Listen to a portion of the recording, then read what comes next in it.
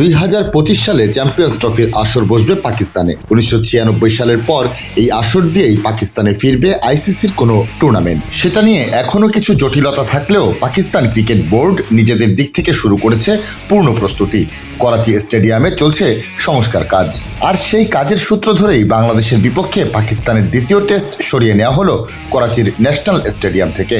30 August থেকে এই ভেন্যুতেই হওয়ার কথা ছিল দুই দলের মধ্যকার সিরিজের দ্বিতীয় ম্যাচ, তবে শেষ পর্যন্ত এই ম্যাচের আয়োজক হচ্ছে রাওয়ালপিন্ডি। 21 আগস্ট থেকে সিরিজের প্রথম টেস্টও হবে একই মাঠে।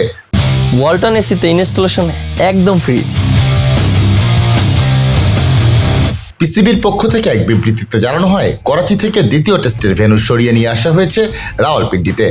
এর আগে গত 14 আগস্ট বলা হয়েছিল করাচি স্টেডিয়ামে উন্নয়ন কাজ চলায় 30 আগস্টের ম্যাচে প্রবেশাধিকার থাকবে না দর্শকের।